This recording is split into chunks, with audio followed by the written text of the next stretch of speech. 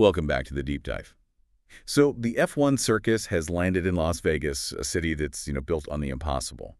And we are asking maybe the biggest impossible question of them all this weekend. Can the World Championship mathematically actually stay open? It's the million-dollar question, isn't it? It is. Max Verstappen has been just relentless, but the sheer chaos of a place like Vegas, it always has that potential for drama, the kind of drama that even the most dominant team just can't predict. It really does. And our mission today, for you listening, is to cut through all that neon noise and get right to the stakes. First, we're going to nail down the absolute bare minimum math required for this title fight to survive past Sunday. Okay. And second, and this is the big one, we're going to break down why this unique, high-speed, and brutally cold Las Vegas street circuit is the one place Lando Norris and McLaren have to be secretly dreading. I love that. Yeah. So where does the championship mathematically end? And then why is this track, of all tracks, built to ruin their season right when they need a miracle? That's it in a nutshell. Okay, so let's start with the cold, hard numbers. After Vegas, we've got 2 weekends left. What are the maximum points on the table? Right, so after this weekend, there are only 58 points left to play for. 58. That's it. To break that down for you, you've got the full 33 from Qatar, that's the main race, and the sprint, and then the final 25 points from Abu Dhabi. And Verstappen is heading into Vegas with a 49-point lead. Exactly. So here's the line in the sand. For the title fight to survive, Verstappen cannot leave Las Vegas with a lead of 58 points or more. The second his lead hits 58, it's over. Championship done. Which means the magic number for Lando Norris is a 10-point swing. He has to gain at least 10 points on Max. A minimum of 10. If he only gains 9 points, it's not enough. It's mathematically negated. Why 9? That seems so specific. And this is where Verstappen's safety net comes in, the tiebreaker. Yeah. Let's just imagine a scenario, right? Lando has an amazing weekend, and he gains exactly 9 points. They leave Vegas tied, with 58 points remaining. In that exact situation, Verstappen still clinches the title right there and then. Because of the win count. Because of the win count. Even if Norris won the last 2 race weekends, Verstappen would still take it on victories. If Max wins Vegas, Qatar, and Abu Dhabi, he'd finish with 8 wins to Norris's 7. So 9 points gained still means the title is over. It has to be 10. Wow. That just adds this incredible layer of pressure. It's not enough to just beat him. He has to absolutely crush him this weekend. It has to be a heavy-scoring, decisive weekend for McLaren. Okay, so let's get into the elimination matrix. What are the specific finishing combinations that get Lando that crucial 10-point advantage? Let's walk through them. Scenario A is the most straightforward. Lando Norris wins the race, gets his 25 points, Right. and Max Verstappen has to finish P3 or worse. So 15 points or less for Max, that gives Lando the 10-point gap. That feels plausible. Mm-hmm. I mean, on a street circuit with potential chaos, Max being beaten by 2 other cars isn't out of the question. Okay, scenario B. Lando finishes P2 for 18 points. For that to be enough, Max has to drop all the way to P6 or worse, 8 points or less. P6 for Verstappen. I mean, that's incredibly rare.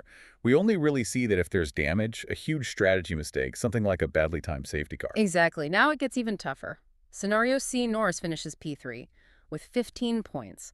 Verstappen has to finish P7 or worse. A P7 finish for a healthy Red Bull. Something has gone catastrophically wrong for that to happen. When's the last time you finished P7 without a mechanical failure? It's a massive outlier. It really is. And we can keep going down the rabbit hole. Scenario D is Norris P4, Verstappen P9 or worse. And then the near impossible one, Scenario E, Norris P5, and Verstappen finishes P10 or worse. Just 1 point. So the biggest, most direct path for Lando to keep this alive, and the absolute nightmare scenario for Max, is if Lando finishes anywhere in the top 5 and Max just fails to score points at all, P11 or worse. That would do it instantly. If you're just joining us and watching this on YouTube, welcome to DRS Zone. And don't forget to hit subscribe for more deep dives into F1 like this one. But, I mean, why are we even talking about these low-scoring scenarios for a Red Bull that's been so dominant? Because that tiny, tiny chance of a catastrophic result is all tied up in the circuit itself. And that's what we have to get into next. Vegas's volatility is Lando's only real hope. That's the perfect transition. The math is completely stacked against him.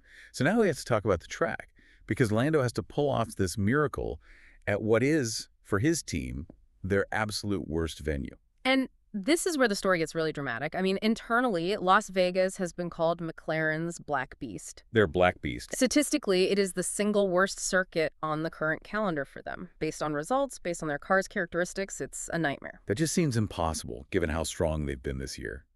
But the history doesn't lie. Their best finish here is just a P6. Last year, Piastri was P10, and Lando had that huge accident braking for the hairpin on lap 1.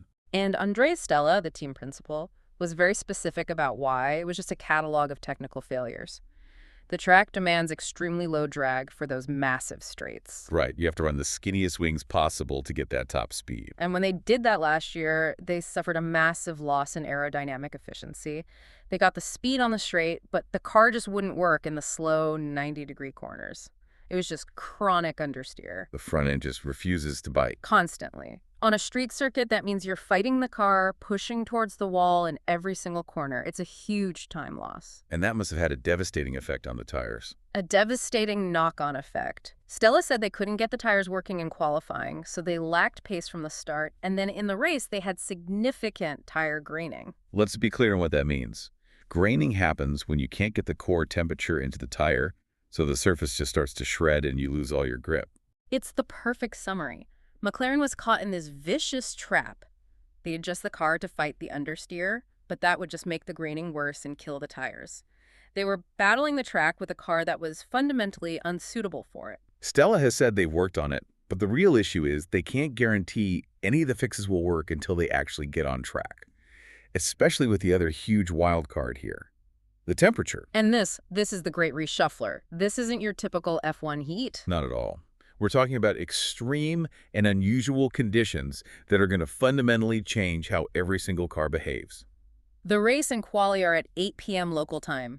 The forecast is for just 13 degrees Celsius. 13 degrees. I mean, a normal F1 race is 25, maybe 30 degrees. This is practically half the track temp they designed the cars for. That asphalt is going to be like a giant block of ice, just sucking the heat straight out of the tires. It's a recipe for instability and graining for literally everyone. Absolutely. It will dominate setup decisions. But crucially, this cold weather shifts the competitive balance completely away from McLaren and right towards their rivals. How so? How does it favor the others? Well, it just nullifies McLaren's strength. They are great at making their tires work in high heat. That advantage. Gone. Now look at Mercedes. They've struggled all year with tires overheating. Right. They can't keep the rears happy. For them, 13 degrees is a gift. It brings their tires right into a cooler, more stable operating window. So the cold brings Mercedes right back into the fight for the podium, making Lando's job of finishing P1 or P2 even harder. Exactly. They become a guaranteed point splitter. And what about Red Bull? The cold, dense air amplifies high speed. This allows them to run their ultra-effective, low-drag Monza specification. That aggressive floor and minimal rear wing setup. It minimizes drag and just maximizes their insane straight-line speed. It's a killer combination for a track like this. It's the perfect storm for Verstappen. Red Bull is built on aero efficiency, and the cold, high-speed nature of Vegas lets that shine. They're basically using Baku and Monza as their setup guides for this weekend. So McLaren is fighting for their life on a circuit they hate, in conditions that kill their strengths and perfectly suit Mercedes and Red Bull. And we have to talk about one other vulnerability, Oscar Piastri. Piastri is particularly susceptible to these exact conditions. He's struggled this year with that combination of smooth asphalt, low grip, and cold temperatures. We saw it in Baku, we saw it in the wet at Interlagos. And Vegas is all three of those things combined. Smooth new asphalt, low grip, and the coldest temperatures of the whole season. Plus, he's had known issues getting the front axle and suspension to his liking. The less feedback those cold tires give him, the harder it is for him to commit on the brakes. If he can't get confidence in that front end, he's either losing time or, risking another accident. Let's try to synthesize all of this. Lando needs an almost unthinkable 10-point swing to keep this championship alive. He's trying to do it as his team's black beast of a circuit in cold conditions that help his biggest rivals.